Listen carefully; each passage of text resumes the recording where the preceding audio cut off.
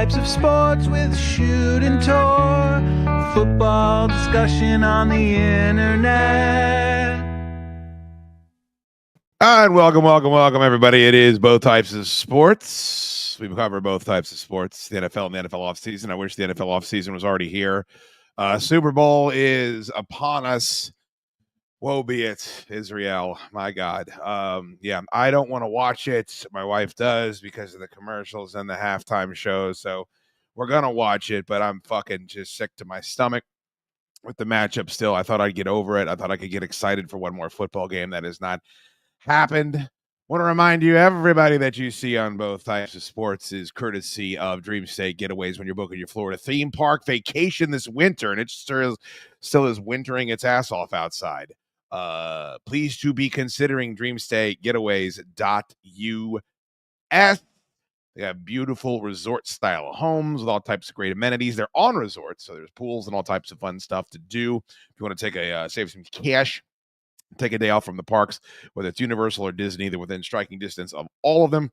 So take it from me. I've seen these places. They are beautiful. You can see them too.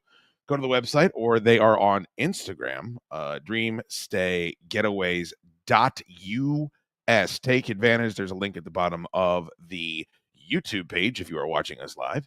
And check it out for yourself. Book directly. Save some cash. You'll be glad that you did. Shitloads of stuff to get to today on the program. If you are listening via podcast, feel free to go to youtube.com/Chad Duke Show. You can catch us live for FREE. Gigantor will be joining me in just a couple of few, I imagine. So we'll get to his thoughts on a plethora of topics. I actually have a college football story I wanted to touch on this week. I generally don't dip my toe in those waters. There's too many teams. There's too many players. Thin the herd.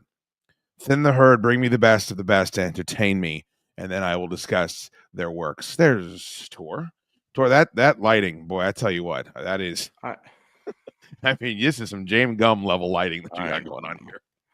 Shoot, Vol. All right. Boy. Oh boy. Let's see if that gets any. I mean, that's. Problem is, I don't think I have that bit. I think I have to go over here to get that bit. Yeah, here's the bit. Surprise, motherfucker. That's not the right bit. Duval. It's the look around afterwards. It's the I just killed it, so let's all high five. I think that really gets me the worst. Duval. And his eyebrows are like parentheses. I've never seen facial structure like this man has. Yeah, that's real rough. That is not a head coach. That's not what a head coach in the National Football League looks like. And the teams that respect what the National Football League is will continue to win. Teams that continue to try to point their noses up at it and want to make the NFL carve out their own little space. No, that's not how it works. You just don't get it. Just happens naturally. That's how the evolution of NFL weirdness goes, in my opinion. You're seeing it in Miami. And I forgot that again. I watched 3 different shows, and all 3 of the shows are constructed the same way. I don't know help me out, Tor. Is this we've got to be on TV and radio I don't ever remember, like the Junkies had 4 guys on the show, right? Like that was more guys than any fucking show I'd ever seen in my life. But Dan Patrick, Rich Eisen, Pat McAfee. I don't know if there's another one you want to throw in there. I guess Cowherd doesn't do it, even though he's dropping dead on the set of his TV show, apparently. Good Lord. Yeah. Tough break today. That was rough. Like, because right as he's about to go to break, too, he goes like, oh, you can see he's about to croak out. Something's going around. People are not having it. When you do your college football show, do you have an army of motherfuckers in there yes-anding you? Because all of these shows implement that philosophy now. So they all run together. Like, and first of all, Dan Patrick calls his cast the Danettes. Like, I so wouldn't be cool with that. I'm like, it's very disrespectful. But it's one of the army of yes-ands that are on one of these shows that I watch clips of said, at some point, doesn't your head coach need to look qualified to lead men into battle? Like, he's got to have some sort of an intimidating presence. I'm not saying they all have to be Dan Campbell, but even though Sean McVay's a pretty boy, LaFleur, all these guys, they at least are stoic and they have kind of a countenance about them. It's not that Duval creep, I want his hard drive examined. There was for a show I work on, I pulled the original Dan Campbell press conference that everyone laughed at, everyone was making fun of, and you go back, you watch that dude knows who he is and knows exactly that he is a football coach, football-headed person. And then Liam Cohen, you watch his press conference and you think he's, I don't know, he'd make a really good shoe store manager. You'd think he's anything but leader of men, football. I'm going to need to get in my offensive line's ass because they're not keeping my quarterback upright. No, that is a timeout parent, not a belt on the ass parent. And I think belts on the ass parents resonate more to the NFL. Well, especially if you're like Jacksonville's a fairly talented team, would we agree? Like they've got a couple of nice pieces on that team and they have underachieved every single time they walk out onto the field. So I would completely agree with you. It's like the disciplinarian needs to come in. And Jets fans get what they fucking deserve, by the way, you pussies. I was listening to Eisen shit on Aaron Glenn's introductory press conference where like he's coming with that foot. He's coming with some fire and brimstone and we're the Jets mother effer and you better watch out for us. And then Eisen's pussy ass, who I like Rich Eisen. I think he does a good show. He's very knowledgeable. But he goes, oh man, it just sounded too much like Rex Ryan. Oh, I don't like to hear that. What the fuck are you talking about? Somebody needs to grab that team and shake the shit out of it because they're too talented to be as bad as they are. You can bemoan your fucking terrible goddamn owner all you want. But Jerry Jones, for about 5 years running, put up 14, 13 wins, 12 wins. Everybody hates his guts, but there's plenty of winning to do, even with the bad ownership. That's the type I would much rather have the fire and brimstone guy than the analytical nerd. This whole New York sports teams kind of get the bailout because they have a relevant sports talk, radio faction in the city where people will call in and actually sound like sports talk radio callers. I'm over it. It's an NFL franchise. You can reel these guys in. The media isn't that hard. They've lightened up a good amount. So they're whatever excuses were being made about media market one and how hard it is to win here. It can't be that hard. It just simply can't be. The Jets need a guy like Rex Ryan. They need a guy that's not just going to roll over when you have a seemingly now more eccentric owner than the last time that Rex Ryan was coaching the New York Jets. Woody Johnson seems like he's kind of started to decide I'm going to start moving more pieces in my favor. Not good. I've never seen it help a team. Never once have I seen an owner dipping their hand in the roster management, roster curation, help a team. When they want to start lowering food prices, maybe stop all the shit water raining down on them in a stadium, and any of the big upgrades, sure. That is the overreach that I would like from an owner. Nothing with the players. I could use a few less national football honks being Jets fans too. Like the numbers just don't add up. If you want to talk about some diversity, how about we stop having New York-based Jets fans as leaders of the biggest sports talk shows on the planet? I'm fucking sick of everybody acting like we want to hear. Even when that team has Aaron Rodgers, right? Like even when they're trading for Devontae Adams, it's like the Cowboys, I get it. The Cowboys had 5 championships roughly around the same time. They built a generation of fans. Nobody outside of Long Island is a Jets fan. Go fuck yourself. DC Sports Mark, thank you so much for the $1.99 super chat. Evening, gentlemen. Welcome to the club. Speaking of that, I just got off a very irritating text message with that gentleman. I won't talk about it here, but that's why I'm in a bit of a state today. Thank you, DC Sports Mark. I appreciate it. David Flaccoberry's here. Joe Azer's here. If you'd like to be up a part of the conversation up on the screen, $1.99 super chat gets it in. We don't ask you to break the bank around these parts. Tor, I asked Grok, of course, is the AI over on X. I said, what would it look like with Radio's Gigantor and Chad Dukes hosting a sports talk radio show? I typed that in, right? Almost word for word. This is what they came up with. Oh. Oh, no. Now, I assume I'm Jack Black because I've been told I look like Jack Black my whole life. And that means that I assume that you are the fucking Sasquatch that's sitting next to me. Now, are we doing radio or do you have your arm on top of my hand? What is going on there? No, I've been there before when we're sharing a big Pacifico. I recall being in that formation. Yeah, I think I've been in a Mexican restaurant with you in this very position before. This is one of the more flattering AI generations that I've seen of myself. It's always way too fat. It's always, this is at least it calls to my soul. Like that's me to on the left. If I had my, if I had life my way and I could run it all, I'd just be a Sasquatch stomping around in the woods, throwing rocks in the lake, trying to catch a fish. That's all I really want to do. So I appreciate that. Me too. I said, look, Jack Black's current physique actually mirrors mine as well. I certainly don't have the paycheck or the success, but since we've been compared our whole lives, at least on my end, I didn't find this offensive at all. I want to talk about.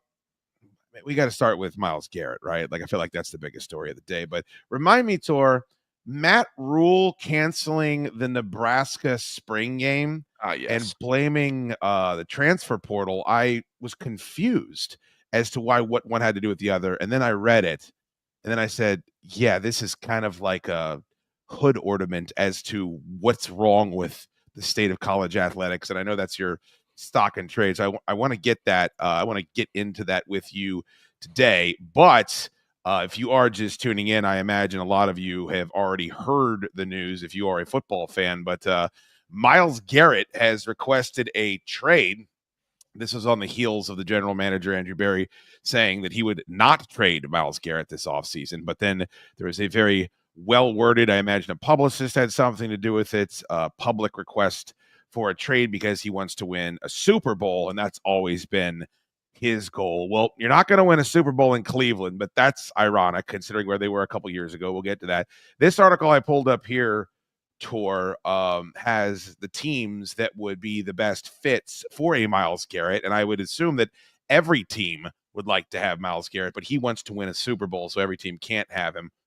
Before we get to that, though, let me just ask you, why on earth wouldn't the Browns trade Myles Garrett? Why are they sticking to their gun? Is it delusions of grandeur? Is it not wanting to have this be symptomatic again of this insane Deshaun Watson deal they pulled off? Why on earth wouldn't they their general manager said, I wouldn't trade him for 2 first-round draft picks. Yes, you fucking would, or your ass is out the door if I'm ownership with the Cleveland Browns. And on what planet does that make sense? It's shocking that the Browns, essentially the Deshaun Watson trade was so bad. It was that signing was so bad. It tanked every single possible positive momentum that piece that they had. Nick Chubb missed out on his prime. Myles Garrett, he was a 15 sack a year guy during that regime. Now he wants out. You had a bunch of good offensive linemen. You had an uber talented defense last year. The year before, it was an up and coming defense even that could win you games, but they just went so deep into that cost sunk bit where we just have to ride it out with Watson that they ruined their team. And effectively, when you ruin your team, you can do two things. You can keep ruining it, which I think the Browns love doing. They say a team couldn't get worse. Watch us. We can make it worse. Or you can start trying to salvage for picks. And now when we really look at it, take a step back. I mean, the Super Bowl hasn't even happened yet. So I haven't started thinking like, what could the Browns do to get back next year? It's now hitting me. Yeah, you got to get rid of Myles Garrett. You just do, because you could still get value for him. You should take 2 firsts for him. You should take a first and a second for him. Whatever you can get, if you can get a quality player somewhere in there, so be it. You got the number 2 overall pick. They're probably going to draft a defensive lineman with that now. So if you feel like you can replace there. It would be too smart for the Browns, though, to take a good trade on this. It would be too smart for the Browns to take a defensive end with that number 2 overall pick. So, I mean, it's so shocking that 2 years ago we were thinking, wow, Cleveland pulled themselves out. They have an actual shot to not be the laughingstock Cleveland Browns. And 2 years later, we're sitting here looking at Detroit avoid the trap, and Cleveland is in the same spot they were my entire life. They are, but they did go to, I mean, they were there in the postseason with our guy David Flaccoberry's Joe Flaccoberry. Oh, yeah. And David Flaccoberry, thank you for the $2 super chat. That's definitely a show I'd watch. I'm not sure what show you're referring to. Now, I know Amari Cooper's not there. I mean, you've already kind of begun this degradation of the team, and kind of, I don't think, Here's what trips me up, Tor. Do we agree Kevin Stefanski is a good head coach? Because I think Kevin Stefanski is a good head coach. I would agree with that. Yeah. Okay. So you have a good head coach. You know that this Deshaun Watson thing, it's your own doing, but it's a mistake. You made a mistake. You fucked it up. Where they lose me is their lack of objectivity, their desire to control the narrative and continue this disaster.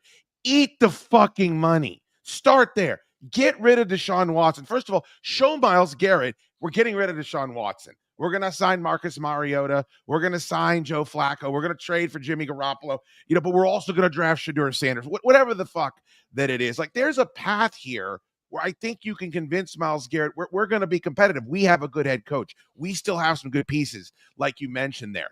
So that part of it kind of trips me up. And then also, they very easily could draft Abdul Carter. I mean, it would be a very simple thing for them to do. And that guy comes in and he's going to be a 10-year Hall of Fame. Like, that guy's going to be a Hall of Fame player. We all know that. Everybody thinks he's the best player of the draft.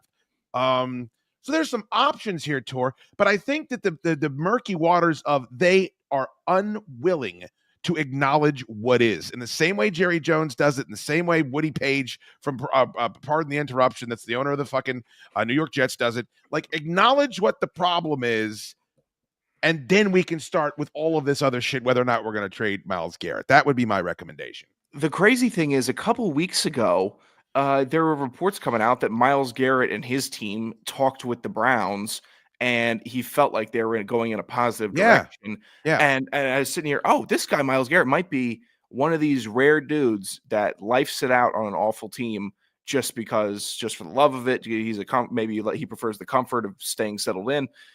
Maybe he just really loves the franchise, whatever it is. I thought that it was this was not even going to cross my notification center. And here we go. Maybe it's hinging on that Deshaun Watson money not getting freed up. If they thought it was going to get freed up because he wasn't wearing that boot, and they could have got out of that contract because he was disobeying rehab, then I could see them making that pitch like, hey, we're going to have this money freed up. We're going to get you some help on the other side, and we're going to get a new quarterback, or we're going to get rolling again. It could possibly be, and this is just my speculation, that money that Watson's keeping all of it, that they didn't have enough to get him. He's keeping all of it. He got not new charges, but a new lawsuit he had to settle. Like, I mean, there's been like this story now that's been running the entire length of this contract. Oh, is something going to happen where they can get some of this money back? You're going to eat that money. So eat that fucking money and get out of it. And now that the idiot kicker in Baltimore is getting jerked off all over fucking Charm City, it's like all that's doing is bringing that story back up. And all that's doing is just meme-a-palooza again, and you're getting dragged to the mud again. Fucking cut him today. Walk out in front of everyone and say, we fucked up. It's our bad. Like what Domino's Pizza did.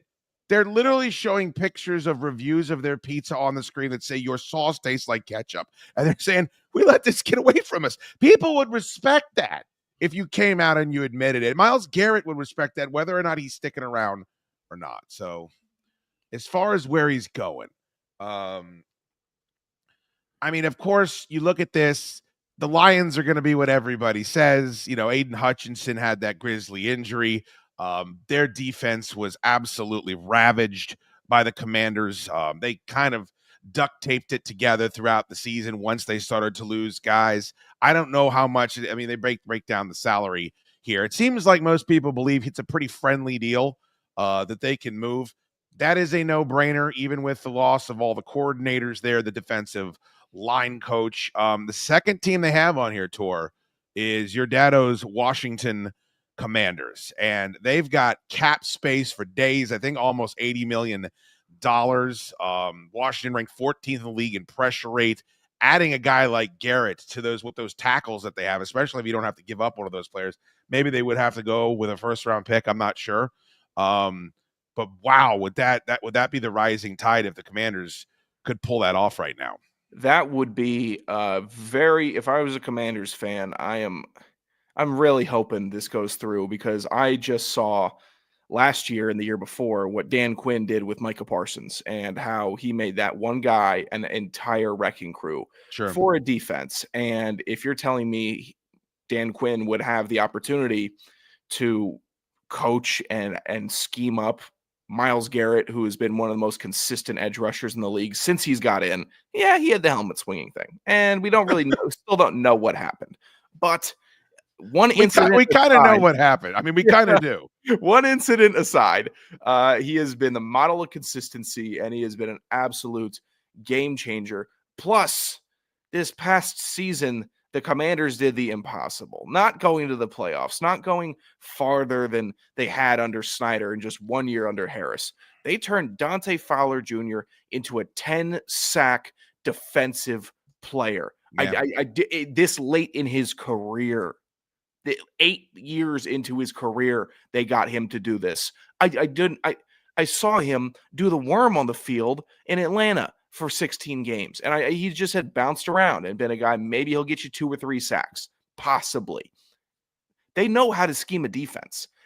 I'm certain they'd be able to scheme something with Myles Garrett, or just say, hey, we're not going to overthink it. You just go rush against the weakest guy, get us 2 sacks this game, and he will do it. I think he's that good. Were you quoting the Redskins rant there? Did I quote the Redskins rant? Oh, I said I remember saying Albert Haynesworth's doing the worm on the field because he was pretending to be injured because he didn't want to get up and run down the fucking ball. I wasn't trying to Redskins rant it. That's all right. I would have been flattered. Las Vegas Raiders pairing Myles Garrett with Max Crosby would be the most lethal pass rushing duo in the NFL. The Raiders are entering a new era after hiring Pete Carroll as the head coach. Second highest amount of cap space, 92.5. Also, Chip Kelly, was that going to be a part of that offense? I sneaky like what the Raiders are doing this offseason. Tor, I know it's a lot of big names and their hardcore fans are kind of poo-pooing all of it, but it all hinges on what are we talking about? They can bring Myles Garrett and they need to figure out what they're going to do at the quarterback position. But I don't hate that move as much as I thought that I would under Pete Carroll. I hate this move until I see the Las Vegas Raiders with Shedeur Sanders. And Okay.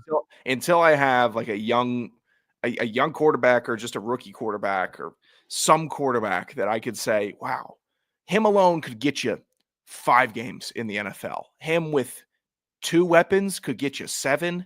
2 weapons in a defense could get you 8 or 9. That's when I start getting excited. And the prospect of him and Crosby is good. I mean, anything. Maybe they could take some of the light off of Crosby, anything to get him off the media cycles. I wear bigger chains on your spots, Max Crosby. I'm sure that's a good look. The Bengals are the next team here. This actually offends me because Trey Hendrickson has done everything he needs. You heard Joe Burrow at the Pro Bowl politicking for this guy. Like, we're talking 16 sack seasons. I mean, this guy's a monster. They're not going to pay him. They're not going to pay T. Higgins. I bet they're going to fucking make it weird with Jamar Chase, even though he's the most deserving wide receiver living right now of getting a monster deal. I mean, what can you say? They're horrific on deep. Like, their offense was turning in cartoonish, over the top, electric, out of control scooter performances on offense. Oh, their defense is just being sodomized. So yeah, on paper, this sounds good. What makes you think, first of all, A, they would do it, and B, there's no fucking chance if the Cleveland Browns actually do relent, they're not trading him inside the division. If I were them, I wouldn't even want him in the AFC. You'd say, hey man, you pick whatever team in the NFC South you want to go play for, because we don't have them on our schedule next year. I'm trying to think of the last team that had as little wins as Cincinnati had all throughout the season that I had done as much personal politicking for an MVP candidate as Joe Burrow this past year. I'm trying to walk the line, like, do you see what he's doing? I know they have 5 wins. I know they do, but just look, he's catching fire. The Cincinnati, once they decide to stop being so cheap and actually increase their player morale, I think it's a team that could thrive off of that, unless they're a common enemy, and the common enemy that they're going after is that ownership. It'd be exciting, but they won't do it. They're too cheap. Now the Patriots make the most sense to me. They're not in the same division. Vrabel was just there as a consultant. All the cap space in the world. They got a couple of guys in the front office that are off that coaching tree. The only thing that holds you back here is he wants to contend for a championship. And while I think Vrabel gets you 2 extra wins, I think Drake May in his second season gets you an extra win. Like, maybe you're around 7 or 8 wins with the New England Patriots next year without Myles Garrett. I think that's, bullish. And with Myles Garrett, that bumps you into, hey, we're fighting it out, scrapping it out for a wild card. I could see that. I could see the Patriots overtaking the Miami Dolphins in that division. And certainly the Jets will still be a mess. No disrespect. I could see them slotting into that second spot if things shake out the right way under the new stewardship. But that's the one. No disrespect to Commanders fans, they should want it as bad as anybody. But the Patriots make the most sense to me just because all the tea leaves seem to be reading the right way. The Patriots should have like a pitch that makes Myles Garrett stop and think about it. Yeah. And they shouldn't stop him from calling how young their quarterback is and how they didn't have a great year last year, but they need to actually put together a legitimate pitch, because I think there would be a consideration. It's, first of all, it's the Patriots. There's still some of that allure of the dynasty. There's still some remnants of that winning culture. I feel like that's been there. They haven't just rolled over the last couple years. They've at least shown a little fight, no matter how atrocious the offenses have been. If they pitched to him, hey, we want you to be the leader of this team. We want you to be the voice of the defense and be a captain for us, and show the young guys how we want everyone to show up to work, that we'll do it the Myles Garrett way, and we will have the quarterback, and we will try to get another couple pieces on offense and then try to win. It's at least exciting knowing that you could, with Myles Garrett, you could pitch with you. We could get 4 in the division. We could sweep the Dolphins, and we could sweep the Jets, and I wouldn't be that concerned about it. And they were up on the Bills. I mean, they played tight for the Bills for a half before the Bills were just outclassing them.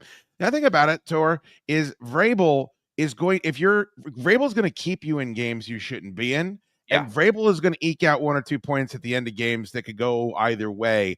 I mean, he did that for years with the Titans, specifically on that run where they had the 12 wins and were the 1 seed in the division. David Flaccoberry, $2. Sorry, referring to the Grok show photo. Oh, yes. Technically, you are watching that show right now, David, with Jack Black and Sasquatch. That would be the name of our morning show if we ever went to a fucking Mix 107.3 type scenario. Here's the question, Tor, before we move on from this. What if they're saying they wouldn't take 2 first-round picks? What I'm saying is you get fired if you don't take 2 first-round picks and you're in the state the Browns are right now. What type of a team should consider giving up 2 first-round picks? It can't be the San Francisco 49ers, right? Like, they've got too much money locked up in other guys. They're going to need to continue to draft wide receivers and develop them or what have you, because, Ayuk and Deebo Samuel's and by the way, they're just as chintzy as the Cincinnati Bengals. They just do it in a different way. Everybody's got a problem with them. And you're fucking Brock Purdy going to learn that real quick. I'm trying to think, maybe the Rams, F them picks. Like, there's got to be someone that doesn't mind mortgaging the future for a 3-year window, because he's 29 years old right now. I think every team in the NFC North could make this play for 2 picks. If I'm the Bears, we are trying to win now, win as fast as possible. Look how loaded we were last year.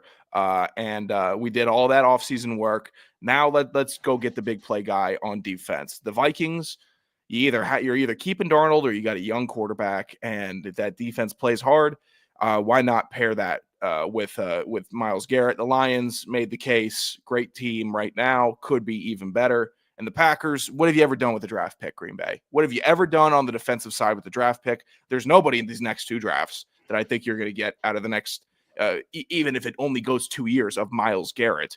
So it would just seem worth it in that division also, because they're all kind of there. There are 3 of them were in the playoffs. The Bears, I think, with some competency, could be a playoff team. It's still going to be an absolute fun, healthy mix of a division. If I'm Myles Garrett, I don't bring myself to lower standards in the NFC South. The NFC West, I think, is going to be a crapshoot every year for the next couple of years of who's going to win, who's going to be the playoff bid. Maybe the Rams, maybe if he wants to do that, go play in the Sweet Dome and live in LA. I think it's got to be someone that got bounced early, and like Green Bay makes sense to me. Just pull the Reggie White. Go ahead. I mean, they need something too. They faded down the stretch, and they look like and Jordan Love's good, but he might not be. We thought top 5 quarterback. Like, he might need a defense and go out there and generate turnovers. I like the Commanders though, man. I think the Patriots make the most sense, but the Commanders are the NFC. They've been aggressive. They went out and they brought in, help in the secondary. Didn't work out, but like, we've seen them go out now and kind of operate differently, stealthier, more aggressive, smarter. And I could see, a phone call being placed, and we got to talk him out of it. We got to talk this organization making this move. And I think he would want to go there. They're exciting. Everyone wants to play with Jaden Daniels right now. He's a hot player in the league. Everybody likes the coach. Everybody likes the new fresh air billowing through the stadium. That makes a lot of sense to me. Now, whether or not they're willing to give up that type of capital, we'll have to see. It makes sense. The Commanders, though, first time ever, they're actually a destination, and they have to realize, hey, you're girl who just got her braces off senior year. You're not used to people looking at you like this. They haven't seen your teeth in 8 years since you got them put on in 6th grade. All right, just be cool. Make your pitch. Don't scare them off.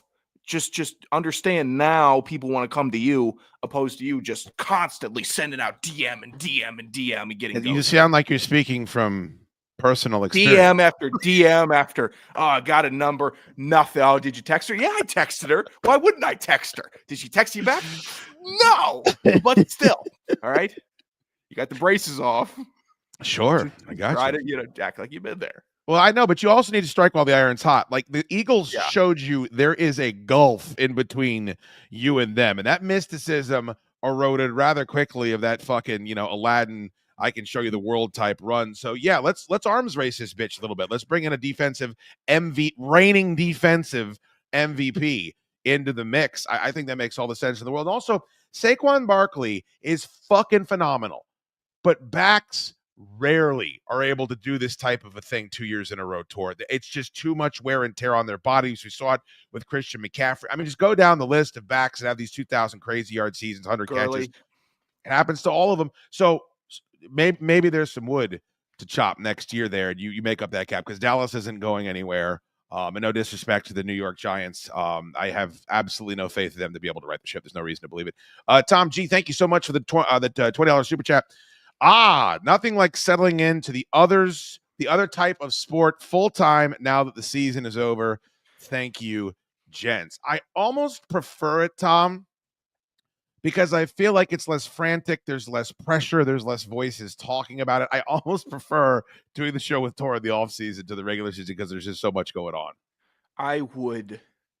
I'd rip my door off the hinges with my teeth if I could watch a Browns-Patriots Monday night game right now. I swear to God, I was thinking of that today. I would tear down my door, and I'd jump out my window, anything to have. I might actually just start working back through the season. Just give me all the primetime games. I can't watch every single one, but there's got to be something to fill this for. Do me a favor. Pull up the slate of Monday Night Football games from this past year, and let's pick the 5 worst. And I can tell you how large of a boner that I would have to watch any of them. And then I'm sitting here mad at myself because I ran down those Thanksgiving games and I ran down those Netflix games or whatever it was, the ones that bombed horrifically. And I'm like, I would kill to watch the Texans get blown out right now. I mean, that would be so entertaining rather than the bleakness of the rest of my Monday night. All right. Thank you, Tom G. We got week 1 here. 49ers Jets. Yeah, and think about what a stinker that was and how awful both those teams ended up. Yeah, give them to me the way they are now, and I would love to watch that. Week 2, we had a good one, Falcons-Eagles. That was entertaining. Week 3, Bills-Jaguars. Bills won 47-10 win. Oh, my God. I'd fucking crumble up a fluorescent light bulb and use it on my private area if I could watch that game. That was a doubleheader with the Commanders edging out the Bengals in week 3. Oh, week that's 4, a hell of a game. Oh, here's a doozy. Week 4, Titans-Dolphins. Titans won that one. Stop. Hell yeah, we did. Dolphins are so soft. I remember that was one of those games where I'm like, Will Levis, maybe the hope is still, it ain't. Hey, do you like the idea of Devontae Adams and Aaron Rodgers to Nashville this offseason? Devontae Adams is an old wide receiver. Aaron Rodgers is an old quarterback. Hey, D-Hop ain't doing shit for the Chiefs. He had 1,000 yards with us. D-Hop had a nice tweet today. I'm giving him. I love D-Hop. I love him. I love him in the two-tone. And then Calvin Ridley had a G. He got a fucking band on it with Levis and Mason Rudolph. More of a miracle than Dante Fowler's 10-sack season. That seeing what Calvin Ridley did. Did you see how well Aaron Rodgers played down the stretch for the Jets? Clown. You fucking laugh. Everyone's laughing at this gig, but I'm telling you, he could come in there with fucking Tony Pollard that went over 1,000 yards. They can at least be competitive. They could beat the Jaguars. Look, we all know I'm going to be the cynical asshole about it all off season, but the second I see him trot onto the field, I'm going to think it's 2013. Yeah, I'm just going to forget it all. Hit me up for tickets. You get top G. Jake wants to know if we like Kansas City giving 2. Look, here's what I'm going to tell you to do, Jake from State Farm. Bet the farm on the Chiefs to win straight up. There is no chance that the Chiefs lose this game. There's no way. And I don't care how many people are up on game now. That Taylor Swift dummy is going to be dead. You know how many times they showed her with Travis Kelce to catch having ass, given that awful speech that he gave at the AFC Championship game? Bet the fucking farm. Thank you. Yeah, bet on also Mecole Hardman to score. He is going to get in the end zone. It's a Super Bowl. He's probably going to run that same route right to the first pylon, right in the corner. He's going to get in. Chiefs are going to win. Xavier Worthy's going to score a touchdown. You heard it here first. If there's some sort of a prop bet where it's Worthy, Hardman, and Kareem Hunt scoring a touchdown, I would take that all fucking day. Optimally, in my mind, somehow the Chiefs blow out Philly, and it's not some dark really magic. Just so I could say to myself, wow, look at them. They showed up. You know, that they played some actual football. They didn't need to gimmick win it. But if it's, you know, 1-score game, 2 minutes left, Eagles just kicked a field goal to push it to 4. Somehow Travis Kelce's coming down with that ball in the end zone over NFL Defensive Player of the Year, Zach Bond. Like I just can't stop running that script in my mind. What is the over-under on touchdowns for Travis Kelce in the Super Bowl? I'm going to say 0.5. Yeah, that's realistic. I think he gets one because why wouldn't he? And why wouldn't America get weepy-eyed at the prospect of him walking it off with a third Super Bowl and the dating the hottest pop star that you got? She wasn't the hottest pop star at the Grammys. I don't know if you saw her dorky ass dancing around. She's getting cooked online today. Very excited about that. There is a strong rookie class at the Grammys of young pop stars that are making a push. Who is that blonde chick that looks like she's from the 40s? My wife knew everything about her. She's fucking gorgeous. Sabrina Carpenter. Thanks, That's Elon. her. I watched one video of her performance, and my Twitter algorithm has just been destroyed by that woman. But you know, whatever. I'll at least say this: it seems like she tried to actually put on a performance at the Grammys last night. I like her. I think she's talented. Yeah, I think she was a Disney kid initially, and now is going right into full-fledged music and pop. I mean, her music's horrific, but I still, you know, I'm still a fan of, you know, her other aspects of her talent. How many quarterbacks are going in the first round? Oh, we could see the Jackson Dart fucking hype train is real right now. Yeah, it's probably going to be 4. Like Jalen Milroe is going to sneak his way in, and I don't think I saw Steelers. I saw multiple mock drafts have him going to Pittsburgh. I don't get it. I watched him I watched just about every game of his in college, and there's this.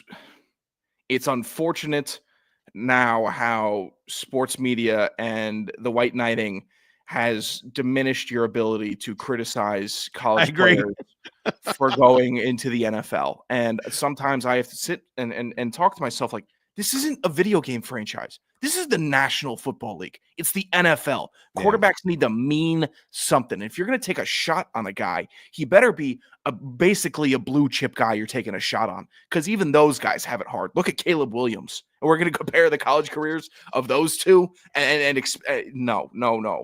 But somehow he's going to find his way in. Cam Ward and Shedeur Sanders go early. And then it's weird that they're just like, they're like perfect strangers now. They're like cousin Larry Appleton and Balky Bartokmas. They're palling around everywhere. And then the debate on who had the most zip on their ball in the drills. I'm like, just go fuck yourself. And Shedeur, why are people trying to say they're the same size? Like, where is that coming from? They're trying to say Shedeur is the same size as Cam Ward. They're not. Shedeur is not at all taller and leaner, and Cam Ward is a little more stout with the bigger arm. Like they're different. How would I even? Yeah, like Shedeur is like a marksman rifle, and then Cam Ward's like a little sub that's just going to start spraying. I'm starving. Do we have any little subs around here? fresh out. Just It's the worst goddamn kitchen in all of radio. that Italian sandwich is killing me. Shoot, the Which Italian one? sandwich that I sent you a couple months ago. Oh yeah, that's right. I said this sandwich is going to kill me. It's killing me. It's too good. What's the count up to? How many have you had? 6. I think I've had 6 of those. Well, because I've set up here and I get upset about like sometimes the Italian bread. Oh, you just love the crunch of the Italian bread. Do I love how it destroys the roof of my mouth and the gums? Yeah. I'd prefer it just a little softer. They're And aggressive to eat.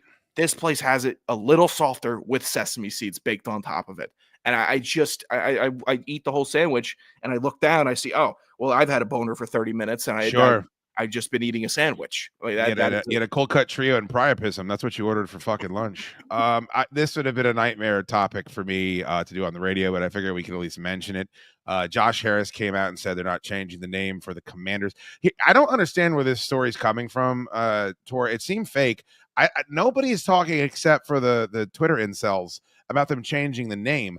I thought it was always we're going to update the look, like we're going to add the 3 stripes on the helmet. Maybe we get the guy back on the side. Is this something that people thought was actually going to happen? They were going to go back to Redskins. I mean, there was a 0% chance of that happening.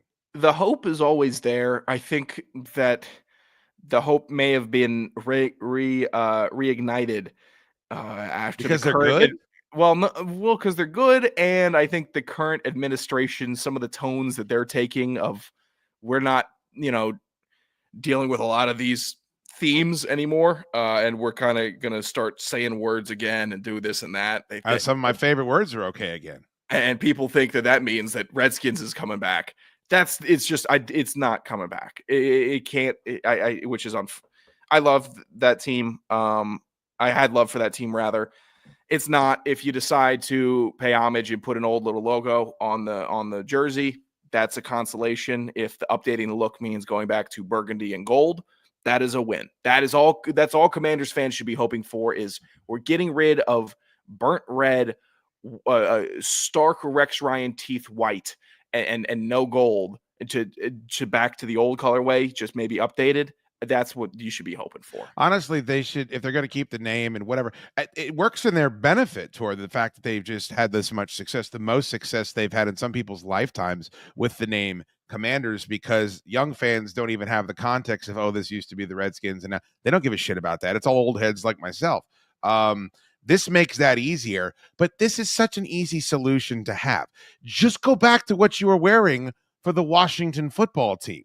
Yeah. Everything about that looked better. If you want to swap out Washington on the front part of the collar here to Commanders, but put the numbers back on the side. You're already doing it for that black uniform, which I think is atrocious, but I guess young people think, yo, that real clean, yo. Like, okay, fine. Like, if that's what you're going to do, let's make it unilateral, because the block script, well, that's what I see every time I go on fucking Twitter. Yo, that joint clean. I'm sure it is the movie. I'm sure it is the burner. Clean. I see Tailgate Ted yelling in a restaurant for some reason every time I go on the Twitter. Yeah. Put the spear back on. I mean, I know that's Native American imagery, but like, talk about softening the blow. Everybody loved those 70th anniversary uniforms. Every fucking Redskin I ever interviewed, Santana, LeVar, Portis, all of them, Cooley, that was their 1 seed. They loved that uniform, and it's the best looking one. Just wear that, you fucking nudges. It'd be easy. It's a great look. Also, it would immediately rise into the top 3, top 5 retro uniforms, older uniform discussion. It would be a hit, and now your team is good, so it would actually sell. A Jaden Daniels jersey in that would sell. People are customizing. Oh, man. People are customizing old Skins jerseys with Daniels on the back of it. Why wouldn't they? Yeah. All right, this dude works in Buffalo, and I thought this was noteworthy. He said, "Hi, I'm popular take is that guy's name is Nate Geary. I'm good on Myles Garrett. He's 29, and I'm moving a first or multiple first. I'd really like a player to be closer to 26. He's going to need a notable extension. Maybe the Von Miller signing jaded me a little, and I'm down for a big swing, but I'd like that big swing to be younger and hitting his prime." Whatever guys that do this for a living write shit like this, I just assume they're flaming. Like, I assume they're engagement jacking and trying to get people to respond to them. This is one of the dumber takes that I've seen since Adam Schefter came out and said that the fucking trade that went on in the NBA was like Lamar Jackson getting traded for Patrick Mahomes or Joe Burrow or some shit. And I was like, what are you talking about, old man? Like, pull it together. The Bills are right there. The Bills are, this is the team that does a trade like this for a 29-year-old, somebody that can change the complexion of 1/3 of your team. Like, what the fuck is this? You're not still building if you're in Buffalo. You are there, and your quarterback's going to be 30. You have to get out there and strike while the iron is on, and you can't get over the Patrick Mahomes hump. Guess who can help you get there? A guy with Myles Garrett's ability. This is lunacy, this take.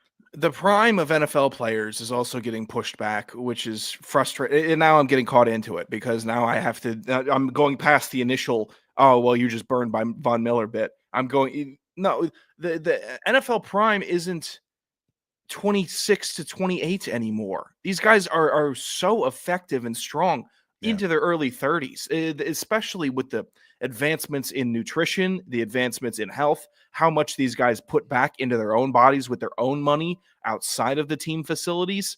They're like superheroes. They're all like that jerk off tech millionaire in Silicon Valley that keeps on swapping plasma out of his body and checking his son's nighttime erections compared to his. Like these guys are I think I saw that documentary. So invested in their bodies that they're tricking nature almost and slowing down their aging process, how well they take care of themselves. Myles Garrett also at the top of that list. Wasn't Aaron Donald 32 when he retired? I mean, Aaron Donald, he put so much into his body, he could come off the couch right now, and I wouldn't find one person alive that could tell me he wouldn't get 10 sacks in a year.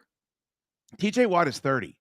You wouldn't give up 2 first-round picks for TJ Watt, even with the fucking injury issues. You're talking about somebody on a side of the ball that everything lines up against to be a game changer because we're so jaded when it comes to accentuating the offensive side of the ball. And these guys have broken through that, and they can change the course of the game themselves. They're invaluable players at this point. That's why I was like, you're just saying this to fucking pull an RG3 and get people to give you shit. This is something that people are calling the Packers soft tour because Mark Murphy came out and said that he wants the quarterback push play is what they're calling it, which I approve of instead of the other thing that Chris Collinsworth says 600 times a game. But basically his argument is, I'm not a fan of this play. It's automatic. It doesn't take any skill, right? So people are calling him soft because they want to trade it. Is it soft to not want to sit on the plane for the rest of your life? And I'm asking you because you love to go to Japan and stuff yourself into a tiny middle coach seat and ruin everybody's trip. This is a tweet from Rick Snyder. Report of NFL playing regular season games in Australia in 2026 is insane. It's 11 hours from LA to London. It's 14 from LA to Australia. Just too long for reasonable recovery. And who's to say both would even be West Coast teams? Well, they're not. I believe that I don't think they are both West Coast teams they're talking about. I flew on the 17-hour flight with the Redskins to Osaka. I remember that I had a poster from that game. And even as a preseason game, it was majorly disruptive. I agree 100% with what Snyder is saying here, Torin. Look, I'm not saying that if the NFL goes and plays, I think they have 3 games in 2 years that they're scheduled to play in that cricket arena over in Australia. I'm not saying that won't be good for building fans in Australia, and you'll pick up some. But the entire world, we live in a beautiful technological era, and it's good and it's bad. But one of the things is you can watch anything you want on TV. You can watch ILI, you can watch cricket, you can watch soccer, all these sports that we weren't really exposed to. The shit's there. The entire world has seen American football. They really have. And it's really not a sport that's better in person than it is on TV. Baseball and hockey, those are better sports in person than they are on TV. And the way that you build fans is you take young kids to go see those games. They're overwhelmed by how great it is live. They become fans. Football ain't like that. You watch it on television, and it's masterful, and it's colorful, and the logos, and the violence, and the perspective. I don't see the juice being worth the squeeze. And I swear to fucking God, if they sent the Houston Texans and I'm CJ Stroud, I would say, I'm going to go talk to my union rep. I'm not fucking doing this. This was not a part of my contract when I signed up. I'm not sitting on this goddamn plane for a full day, sitting on it the way back. Even if we're going in and out of a bye, I'm not going to do that, because you're also going to get neurovirus and Ebola and fucking COVID and all the shit that happens every time now you breathe that recycled air. I wouldn't stomach it. It's reported to be the Eagles and Rams are the two front runners for that game. The Eagles should boycott the rest of the season if they try to send them to Australia. We're the Super Bowl champions and we ain't playing. Get fucked. And also, they're getting boned. That's a home game. The Eagles got fucked this year. The home game was in Brazil. Remember that at the beginning of the season? I do, yes. And people complained about it. Yeah, they complained about the turf the whole game. The turf got everyone injured. It was a problem. I don't understand. Philadelphia sells out every game they're in. They sell 85,000 seats every time they're at home. Send the trash franchises and say, if you don't fucking come on up, tighten up, ho. Give them the Trick Daddy speech. Tighten up, or we're going to send you to London. We're going to send you to Madrid. We're going to send you to Berlin. We're going to send you to fucking Sydney. There's I love that you brought up that and football is so much different to watch in person, because people are going to go there and be shocked at, wow, they're just standing on the sidelines for commercial a lot. You know, there's a lot of TV timeouts, and a lot of the sports that they watch and consume live. Soccer never stops, constant action. Rugby, boring as shit, but it never stops. Rugby, fun, never stops. A lot of action. Cricket, a lot of action, never stops. A super long game, but it's constantly moving. F1. I mean, if you're just talking about, foreign sports. Yeah. Football, there's nothing like just going down, sitting down and getting ready to watch a play. And then there's every one of these dudes looks the exact same, and they're all just punchable. The guy that walks out onto the field, the TV rep, that points to the officials and points to the crew and says 3, and then he's got his own little clock.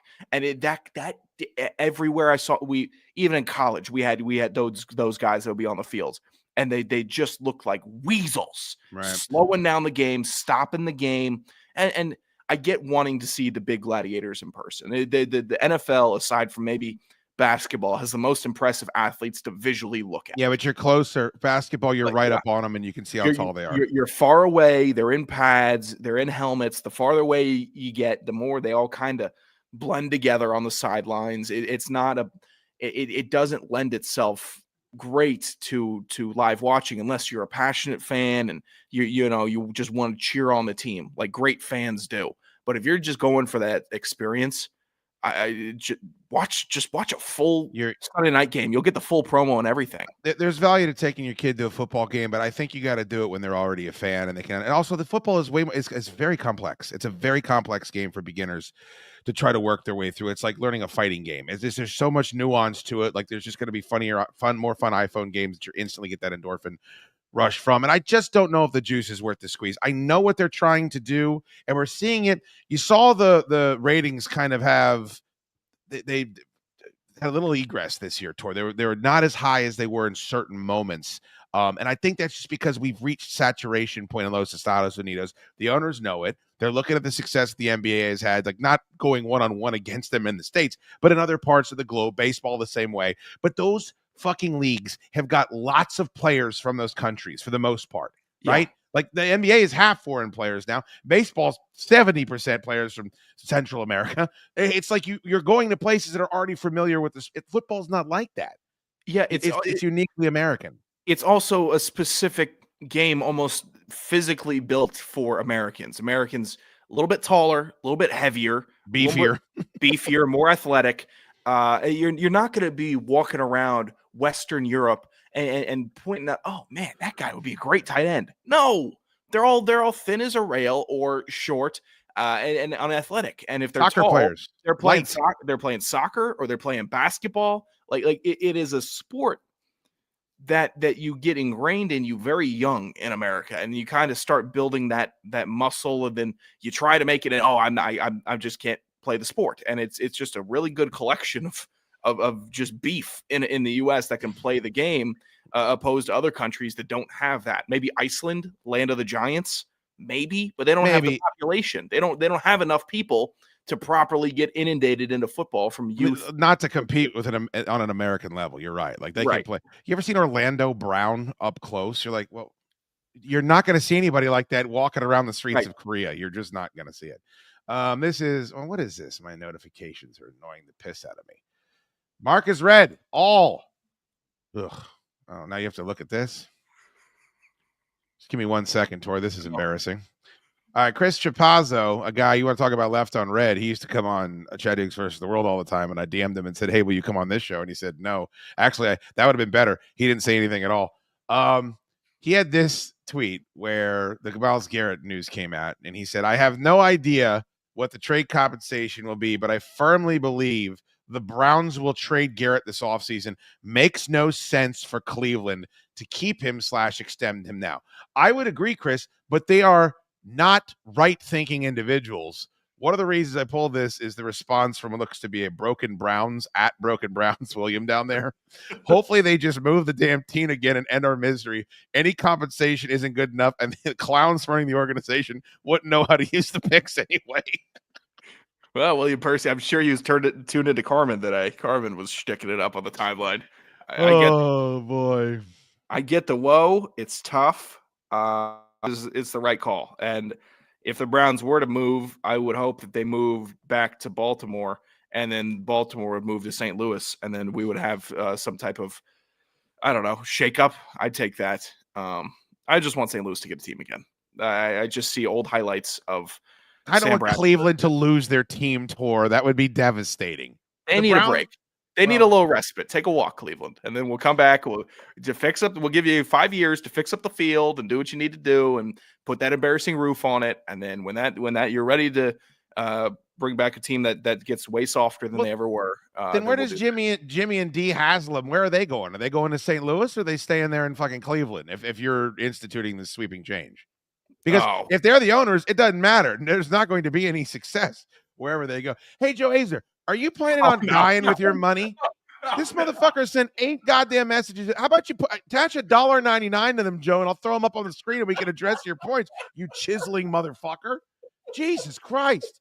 How about your trash point? Australia does have rugby and Australian rules football. More relatable than Western Europe. You think that's why rugby and Western rules football is fucking caught on in America so well? And we see so many football leagues springing up all over the fucking G'day Mate state. You're out of your mind. Just because they both have oblong balls and they run into each other. Yeah, they have it. Yeah, we have bubble tea, but no one's going to sit here and say that the American bubble tea popularity rivals that of South Korea and Seoul. It's not. We're coffee and donuts. They're tea and biscuits. Get fucked. They don't like flavor. They're not all like Paul Hogan. What show has Joe been listening to? I don't know. All we've said is we want to make football more exclusive. It's become too inclusive, and it can't happen. Agree. It's a saturation point. God, it's like the American thing. That's it. Give it to us. That's us. Lighter later, F the kids. Now you're on my side, Tor. Globalist Joe Azer. Are you calling him right now? Oh, I thought you said you're calling him. No, I just called him a globalist. He really is. We're going to have to get him on some Alex Jones. You know how that goes. This was the last thing I wanted to bring with you today. And again, if you're wondering why we're not talking about the Super Bowl more, it's not for us. It's for the Bayhive. It's for the Little Monsters. It's for the Tay-Tays. This game is going to be an affront to all football fans.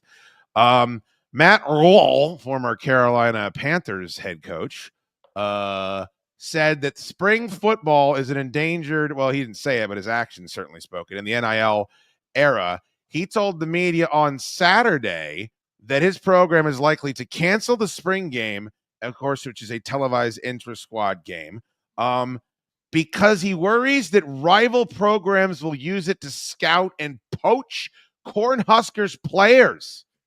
Quote, the word tampering doesn't exist anymore. It's just an absolute free, open, common market. God forbid these kids are allowed to take their talents wherever the fuck they want. But at least in the NFL tour, you have a contract. You're getting paid a certain amount. It's like any other business arrangement. And of course, he's upset because last year after the spring game, 6 of his players entered the transfer portal. And why wouldn't you? I mean, if it's the Wild Wild West, why wouldn't you show up with a 6 gun, knock over the stagecoach, and then ride one town over? Nobody's going to find you. And that's kind of where college football, it feels like they are right now. But this is sad, Tor. Like spring games, I love when that shit pops up because it's your first taste of, oh my God, there's going to be football again at some point. I hated my spring games. I'm sure you hated playing in them. It's awful. Oh, we had a bunch of transfers on the O-line. Go ahead. You get out there, take all the reps, get beat by the ones, and then get tired and get beat by the twos, and give up 3 sacks in front of your dad in the stands. That's awesome. Oh, there's some old hurt surfacing. Get beat by your dad in front of the stands. There was one. Get beat by your dad in the stands after the game. There was one spring game where I actually DM'd my quarterback. It might have been my freshman year. I actually DM'd my quarterback on Instagram after because I didn't have his number yet. Sure. And I apologized to him because I think I had like 6 pressures, and he might have got. It was just really inefficient stuff. But I think Matt Rule is trying to do what a lot of these coaches do, which is take a stand against tampering. And I agree. That's honorable to me because how you grew up coaching and your entire life, the majority of your coaching experience was done one way. And then they decided not only are you not going to do it this one way anymore, everyone's going to be able to do it any way that they possibly want to do it. So good luck. Any bumper system, any safety net is off. Anything can happen to anybody. And if we catch them doing something they're not supposed to do, we can't enforce it. So these coaches have to take some type of measure in their own hands, or else they are going to either have to be poachers or continually get poached.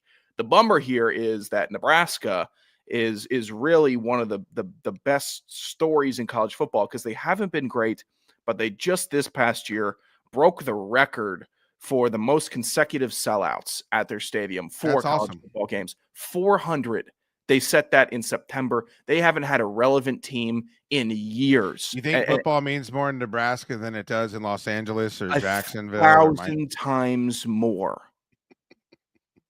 What about Phoenix? Do you think it means more than it does in Phoenix? You know what? When people start putting two together, they're going to start understanding why the country made some decisions that they made in the representation, because Nebraska people show up for awful teams in frigid weather every single I love game. Base Tor. I haven't met Base Tor before. He's crazy. Well, I mean, where else are you describing right now? Lambeau. Like, these boobs they try to put 3 fucking teams in a media market that doesn't give 2 shits because they can go out and buy a goddamn 40 of malt liquor at 3:00 in the morning. Put it in these remote places where people got nothing, and they will drive to see that team, and they'll be fiercely loyal to that team. Insanely, and I'm not being I'm not delusional thinking that like Tuscaloosa, Alabama would have if they brought an NFL team that they wouldn't have any challenges competing with the University of Alabama.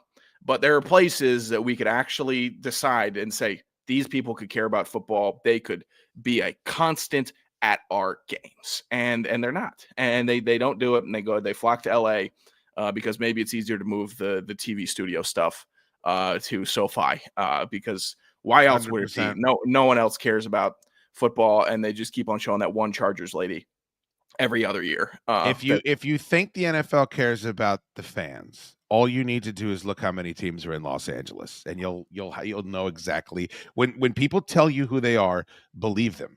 And the NFL cares about it. I'm a capitalist. I'm fine with it. I want more football. Tor and I have been on here for however long we've been doing the show, saying please give me the 18-game season. Please put games on Thursday nights, on Monday nights.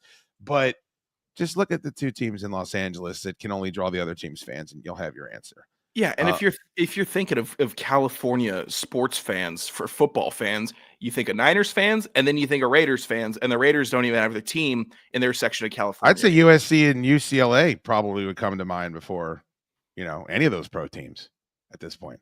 God, yeah. I mean, it's just real. The 49ers need to get good again real quick. I mean, the Niners are above that, but yeah, I would agree. This has nothing to do with football, but I know that you are not necessarily involved in this world. I used to be. Did you see the poster for the new Fantastic Four trailer? Movie. This is the poster for it. They came out today. It looks like a button, and there's the number 4, and it says Grim Storm Richards, which is the last name, and then of course it has some very childish script down here, and it says prepare for launch. Only in theaters July 25. This movie comes out in a couple of months. We do not have a trailer for it yet. We're going to get one, but this was my response, Tor. Even the poster for this team is boring. Fantastic Four stunk long before Disney ruined Marvel. Imagine watching the Invisible Woman rescuing the team and herself over and over while Johnny Storm trips over his dick for 3 hours. I'll pass. Thanks. This is going to be a woke abomination. We all know. But if you ever want to know if a movie, again, if someone tells you who they are, believe them. The Fantastic Four have been boring for the last 4 movies they've tried to make. There's no reason to believe, based on this marketing, that this movie will be anything but. I'm going to challenge you on the poster design here, Shude. Okay. That button looks delicious, and that makes me want to see the movie. Yeah, I didn't think about putting the button into my mouth and consuming it. Which is The first thing I saw, wow, look at that round. Look how smooth it is. Like, I got to. What about the needle on the other side? It's going to stick you in the gums. I'll get it off. I'll find it. I'll pry it off. There's no way I wouldn't have that. If that little button was in my possession, it would be in my mouth immediately. That Joe button. It would not have a shot. But I saw like a clip, some teaser. There's a 20-second Fantastic Four teaser. Yeah. And somebody pointed out that they used the same kids laughing stock audio 3 times in 20 seconds. And they were just like kids running up, looking at a TV. I guess Fantastic Four or something was on the TV. And they noted, wow, if you didn't think that Disney gave less of a shit before this, take a listen. They're reusing the same laugh 3 times in 20 seconds. It could be an all-time disaster. That's like they just showed that Superman trailer where they have this weird goofy CG on Superman's face. And I'm just like, I don't understand. Like, you can't do this anymore. You don't have this club in your bag anymore. It's fine. Tiger had to hang up the spikes. Like, let's move on to something else. Let's invest these millions and millions in something better. But shoot, Tiger didn't hang up the spikes because they give Tiger a whole bunch of money to go golf at an indoor simulator now in his own league. Sure. With all the other golf pros. In the most boring, anybody defending that indoor golf league is. I really can't do it because that. Do you like that or do you like slap fight better? I'd rather watch slap fight. I really would, because people slap each other in bars all the time. That happens. That nobody is going golfing and saying, I'd rather go to the simulator than golf outside. The only, maybe it's just me, or it's not just me, but my thing of golf is I like going outside, being in nature, maybe seeing a deer, and being outside for a little bit. Crushing Michelob Ultras and over-tipping the cart girl. Yeah, all that. Everything about that I love. Sitting inside and hitting a ball into a screen and having a close-up on my awful club face, shanking it, and then, this is your launch angle was off. I can't hit it straight. Don't tell me about my launch angle yet. So I just don't understand. Do you like Top Golf? Tell me about my launch angle yet. Do you like Top Golf? Yeah, I enjoy Top Golf. I like that Top Golf is a place where a lot of people go and they swing a club and they have it's really a good place it's a great date spot. A lot of people do it for dates. I think it's one of the last in-person like things you can do like that people want to go out and do instead of sitting at their homes and doom scrolling. You say Top Golf, people want to go do it. So I think it does have its place and they have beers. Yeah, in America's institution. And I had a lot of friends that work there, so we would scheme them. There's only 46 likes. I mean, I can't even believe it. Hit the like button. I don't know what to do for you people. Your boy Kendrick won a Grammy last night. Won more than one Grammy. Were you excited? I was. I mean, I've liked Kendrick's. I like Kendrick's older stuff a little more than his newer stuff. I saw a lot of that. People were feeling he was very disrespected. This was like The Departed winning Best Picture over Goodfellas. My argument to that though always was, Tor, The Departed's fucking awesome. It is. You know, it doesn't change the fact that The Departed is awesome and deserved to win Best Pictures because they disrespected Goodfellas. I feel like there's some truth there. Also, the song itself, Not Like Us. Not Like Us. Is that whap, whap, whap, whap, whap? Is that song? Yes, that includes everybody in the audience singing and cheering it. Like Not Like Us. Everyone thinks that they like it because they think they're in on the circle. Yeah. Nobody's like, no, you're not. No. He's saying that you're not like them. So when he's singing it, when he's on the stage, it's not all of us together are not like us. No, it's you are not like us on the stage. Or else I didn't know. you'd be up here with us. I didn't know your boy was 4 feet tall until I saw him Very up on the short stage. king. I didn't know that. Short Compton King, yes. I did get steamed up. Everybody was giving Dr. Dre props. Everybody was fucking making a big deal out of him. So I was like, thank you. They didn't care that Chris Christopherson died. Didn't give two shits about that. They are too busy making sure that Alicia Keys got her 15 minutes to fucking bloviate. Well, they found a way to make the Grammys interesting by, the country music dialogue itself that'll go on for a couple weeks with the winner and the possible conspiracies about the winner. Listen, Beyonce wants to make a country album. Steven Tyler's made a country album. Kid Rock's made a country album. You're allowed to do that. You're allowed to take, you're going to be the number one. She can't, as far as I've been able to tell, Beyonce does not have a lot of radio play any longer for some of her new stuff. So this was, a calculated move. And I think it paid off. I don't think you can give a carpetbagger. I wouldn't give Jelly Roll the I fucking won a Grammy for him either. These are people that have transitioned. Swims. I heard that name 1,000 times this past year. I finally looked at him and I said, "What are we doing?" What we're doing, it means nothing. We can't look at the Grammys or the Academy Awards or anything else as the standard. Like, this is what matters in cinema and music. It doesn't anymore. These people have an agenda. They're consumed by it, and we've lost them. If you can just watch it and not get irritated and not have your blood pressure go up, you're in a better space than I am. All right, very good. Deadest chat in the world, but we do appreciate you being here. Hit that like button. Tor, what's the week look like for you, brother man? I think I'll be going on Wednesday night to a Bennington comedy. I saw that. I bought a ticket today. I'm gonna Bob Kelly, Bonnie McFarlane. Who else? Joe List is gonna be there. Yeah, I'm gonna try to swing by. It's not too far away from my work. I'll go and put in a wretched lift, first one in months, on Wednesday. And it's going to be awful. But I'll go and I'll check it out. I don't know. Maybe I'll go solo. E-Rock is currently ghosting the hell out of me. Oh, no. Really? Yeah. I text him, "Hey, do you want to go to this?" No, he got back to me. Oh, now you're slandering him on the show. My bad, E-Rock. My bad. I was asleep when you texted back. My apologies. You fucking lazy. So you're shitting on him and you were just napping in the middle of the day. Yeah, that's on me, Eric. I'm sorry. Very polite. I'll go solo. Did you hear about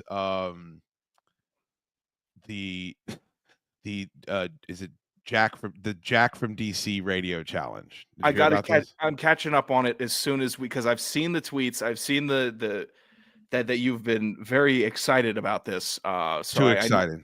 I know that on the Chad Duke show on Monday it was broken into. So after this, I'm going to get refreshed on Jack from DC. Well, just quickly, and first of all, if you do run into the great Ron Bennington, will you please tell him I say hello? Yes. Tell him that he's a genius. I don't, you know what to say. You know what to say. Embarrass yourself. That is the time to embarrass yourself, young man. I'll lurk scarily, like I did the first time, and kind of stalk, and then just beg for a picture and grovel. Yeah, that's what I'll do. So this is the Jack from DC radio challenge that we've instituted on Monday's episode of the Chad Duke Show. That is what Grok thinks that Hotman Ted looks like as his alter ego, Jack from DC. Not far off. I don't have time to get into all the details on this show. I would imagine most people here listen to the Chad Duke Show. If not, I don't want to explain it to you. But the basis of the contest, Tour, is $500 on the line. You're more than willing to enter if you like. You can call any sports talk radio show that you like. You have to work "I'm Jack from DC" twice into the call, and you have to talk about the glory days of the Washington Commanders, not the Redskins, the glory days of the Washington Commanders. And if you can work Doc Walker into it, or the Carolina Hurricanes, or Raleigh, North Carolina, you get bonus points. And we're going to take them all and listen to them on the show, and then whoever we deem is the best one wins $500. Oh, I love that. Yeah.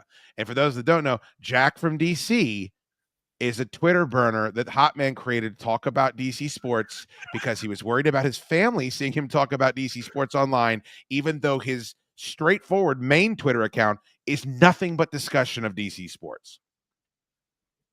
Oh. And then Jack from DC pulled an Agent Smith from the Matrix, crawled out of the fucking internet, and called the Doc Walker show. Ted actually called into the Doc Walker show as Jack from DC because he wanted to talk to Doc about the glory days because Washington made the playoffs. Wow. This is deep. So deep, put her butt to sleep, Torres. I've given you a lot to think about. I don't know if Ted rules or not. Because someone this deep in their delusion. Yeah. I always have a respect for, because anyone that's ever made it has said you got to be a little delusional about yourself. Like Adam Sandler always gives that advice, and you just have to keep on thinking and keep on chugging away, thinking that you are right. So I have a little bit of respect for that. But Ted is so frustrating and irritating. Yeah, and both everything he does is for himself and for literally nobody else. Just anything. So I'm gonna do a deep dive on Jack from DC tonight. I can't stop thinking about it. That's all I think about. It's been a week and a half, and Jack He's a millionaire, multi-millionaire. Here's what you don't understand, Tor. Ted owns $1 million in silver before we get to his investments, before we get to his savings account. And he's sitting here tweeting to 33 people about the Carolina Hurricanes because he doesn't want his family to see that. You know what he should do to his family? Buy them a fucking hyperbaric chamber to sit in while he tweets so they don't have to hear him. I'm gonna send Ted an invoice because I think my car might get booted in the next month in this lot, and I don't really want to start a whole monthly payment process again. So when my car gets booted, hey Ted, I'm gonna send you an invoice because you gave me a lashing on a CD when I was not there to defend myself. That's true. He did do that. That's gonna be my restitution, pal. Just a heads up. Yeah, Tor needs reparations, hot man. Hot man reparations. That's what I say. Patrick McAteer, $4.99. Thank you for the super chat. We do accept super chats on the show. I'm going to call your boy Jason Lockenfora is Jack from DC. Does Jason Lockenfora have a radio show? Let me see. I think I'm cool with. Aren't I cool with Jason Lockenfora? It's the other one that hates me. What's the guy that hung up on me twice in the same day? Then Rappaport. Yeah, I cooked him, and then he called back in and apologized the next day and asked me if I would apologize. Then I hung up on him. Oh, back when I could get Ian Rappaport on the show. And it was awkward too because Grant and Danny are all butt buddies with that guy. And I fucking was like, you don't get to fucking hang up on me twice in one day, you piece of shit.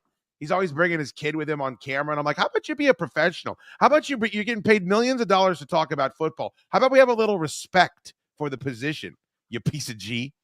It looks like Jason Lockenfora has a radio show from 2 to 6 Eastern on 105.7 The Fan in Baltimore. Oh, yeah. I forgot about it. I like Lockenfora. Everyone in D.C. hates Lockenfora. I don't remember why. I think they think he's a Baltimore guy, so he hates on the Nationals or something. But I never had a beef with Lockenfora. I've been fine. I have been fine with Lockenfora. His Twitter's got a lot going on here. I thought Jason hated you now because he's a big lip. Oh, I mean, if he does, that happened to, that's happened to some people. But I don't hate Jason Lockenfora. He was always good on my show. He was always generous with his time. I don't think we've ever talked politics. Was he featured in those old NFL top 10 videos that they would put together? I watched one of those. Those need to be redone immediately. Yeah. This offseason. Do them all again. Get all the pundits. You missed the era, Tour, where they would release videotapes at the end of a season called like the NFL Nestle Crunch's biggest hits, NFL biggest hits, and it would just be like an hour compilation of running backs kicking people's ass and linebackers kicking people's ass. And I would just watch it over and over and over again. They were fantastic. Boy, we're a long way off where we need to be. Hey, what do you got? Both types of sports. Yeah, what's it do? Go long. Real long.